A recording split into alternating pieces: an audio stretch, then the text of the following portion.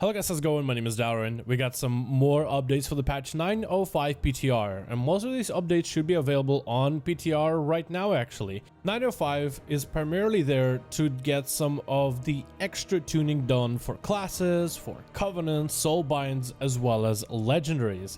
There's other bits and bobs coming in like valor points and such, and even some bits of content that we might be able to interact with, but primarily this patch so far seems like a patch that's there to change the way classes play slightly, to make legendaries a bit more competitive, and make certain covenant soulbinds as well as covenant choices for classes more appealing.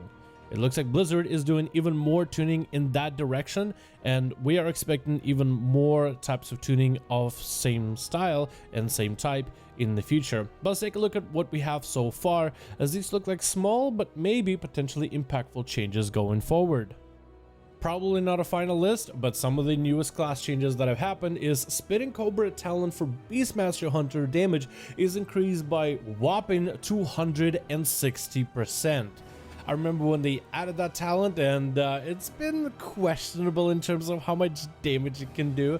It felt like a bit of a meme, and it looks like Blizzard realized this and were like, you know what, let's actually potentially make it a viable talent. I don't know if this is going to be enough to make Spitting Cobra good, but 260% buff seems like a lot, and that's something for us to definitely check out on PTR.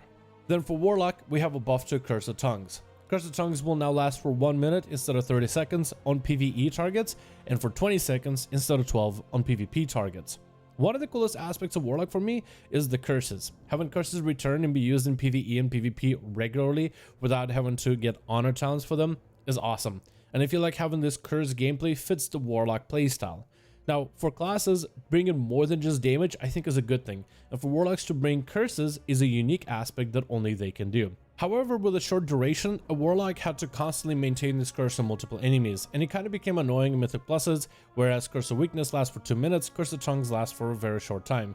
So you put up Curse of Tongues on enemies that are powerful casters inside of a dungeon or inside of Torghast, then get your damage rolling, and then you have to stop and recurse enemies all over again. That felt a little bit annoying, so I'm glad that Blizzard ended up giving it a longer duration, so Warlocks can now curse the enemies and then go into the rotation and not have to refresh the debuff nearly as often. Then for Demonology, a dog build might be even stronger, as called Dreadstalker's attack power is increased by another 10%, Dreadbite and the talent of Dreadlash damage is increased by 10% as well. So for Demonology, if you want to play the dog puppy build, which has you summoning demon doggos and really just leaning in on the demon dog damage, it's actually quite a lot of fun I heard, and I really want to try it on my Warlock. Then we want to talk about the Covenant changes that Blizzard is doing. This is probably not a finalized list, but you might have heard that Fleshcraft is getting slightly redesigned.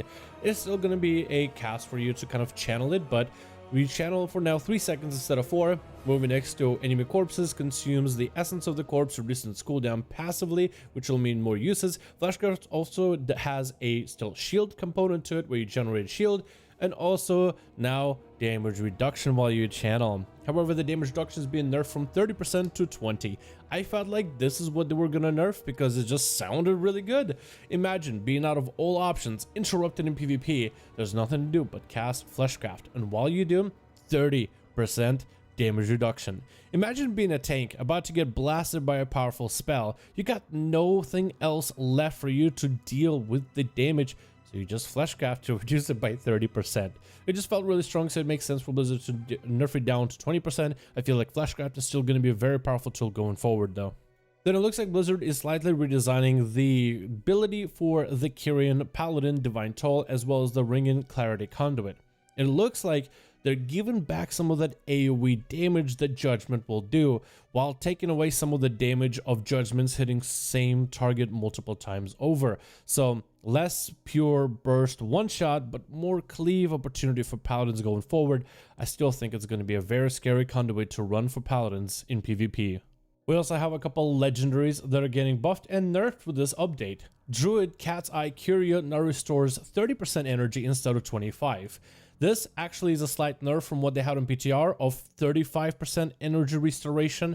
I guess it was just doing really well, maybe even surprisingly well, where druids could legitimately run Cat's Eye Curie with specific builds. This I think is a good thing, even though they did nerf it before it really came out to live servers. Going from 25% energy regen to 30 might actually be big enough for this LEGO to be a viable thing. For hunters, they also did nerf the PTR version of the LEGO, but it still is much stronger than the live version. Direct command has a 30% chance instead of 35 to summon a extra pet, was 20 on live, so it's still an improvement. And Rylak Stalker's Piercing Fangs critical damage is increased to 35, was 40 on PTR. So it looks like maybe Blizzard is anticipating for a lot of the Beastmaster hunters, maybe with better gear from a future tier, to really start coming online. As Beastmaster hunter compared to Marksman, Marksman is the kind of spec that doesn't scale really well with endgame gear, but starts out really strong. Beastmaster, on the other hand, scales really well with more gear, more crit, more haste, more mastery, all those good stats in order to really get your damage and your playstyle online. So, Rylak Stalker's Piercing Fangs, though, doing 15% more crit damage either way, is still a pretty big LEGO that a lot of Beastmaster hunters, as many of them as they are, have been starting to craft, and it's still going to be a pretty massive buff. For Paladin, Shadowbreaker Dawn of Sun buff legendary has been reduced from PTR, but still an improvement from live servers. For protection, they changed the Ardent Protector Sanctum slightly. So when Ardent Defender saves you from death, it restores 40% health, but now they changed it so that it has cooldown reduction instead of just telling you that it's going to be 1 minute CD. I think this is to be better allowing it to synergize with other conduits that also allow more cooldown reduction with this, as well as talents that allow even more cooldown reduction, which potentially could make Ardent Defender like a 40-30 second CD for Paladins to use as long as they don't die from it, which could be very interesting. I wonder if this is going to propel Paladins in the future forward as a potential tank that has like a very much on-demand 20% DR as long as they don't get killed while it's up.